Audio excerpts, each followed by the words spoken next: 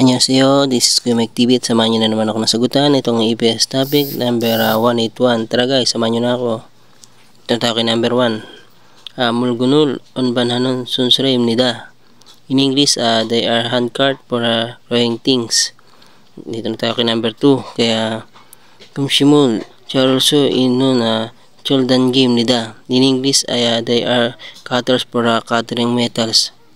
Dito naman tayo kay number 3 ay kay gumsuge gumrul tungnun chungiduril imnida. In English guys is they are electric drills for making holes in a metal. Dito naman tayo kay number 4 ay kaya tanggol pago hulgul te so itnun sanim nida. Yan, itnun ang sabim nida yan they are shovel for digging the ground and scooping up soil. Tamang sagot dito guys is number 2. Yan.